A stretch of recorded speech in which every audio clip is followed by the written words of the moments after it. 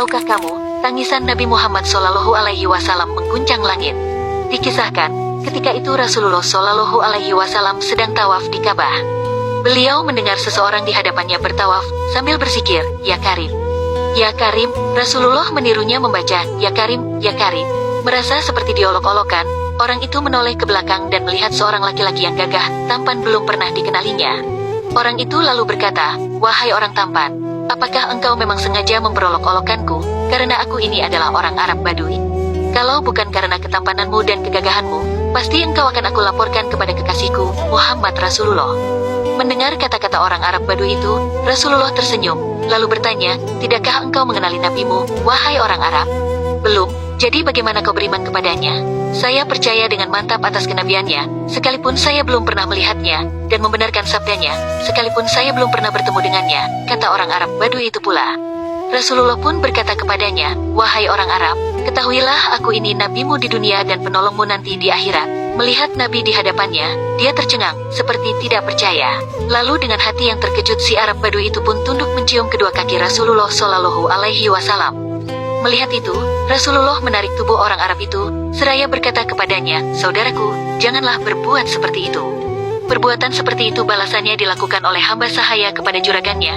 Ketahuilah, Allah mengutusku bukan untuk menjadi seorang yang takanur yang meminta dihormati," kata Rasulullah. Ketika itulah, malaikat Jibril alaihi salam turun membawa kabar dari langit. Dia berkata, "Ya Muhammad, Allah mengucapkan salam kepadamu dan berpesan, katakanlah kepada orang Arab itu, agar dia tidak terpesona dengan belas kasih Allah. Ketahuilah bahwa Allah akan menghisapnya di hari mahsyar nanti, akan menimbang semua amalannya, baik yang kecil maupun yang besar." Setelah menyampaikan berita itu, Jibril kemudian pergi. Maka orang Arab itu pula berkata, "Demi keagungan serta kemuliaan Allah, jika Allah akan membuat perhitungan atas amalan hamba, maka hamba pun akan membuat perhitungan dengannya," kata orang Arab Badui itu. Rasulullah kaget dan bertanya, "Apakah yang akan engkau perhitungkan dengan Allah?" "Jika Tuhan akan memperhitungkan dosa-dosa hamba, maka hamba akan memperhitungkan betapa besar pengampunannya," jawab orang itu. "Jika Allah memperhitungkan kemaksiatan hamba, maka hamba akan memperhitungkan betapa luas pengampunannya.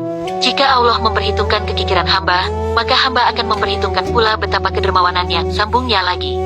Mendengar ucapan orang Arab Badui itu, maka Rasulullah pun menangis mengingat betapa benarnya kata-kata orang Arab Badui itu. Air mata beliau meleleh membasahi janggutnya.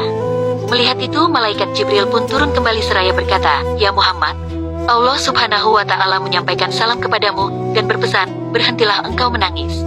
Sesungguhnya karena tangismu, penjaga arsy lupa dengan bacaan tasbih dan tahmidnya, sehingga ia bergoncang.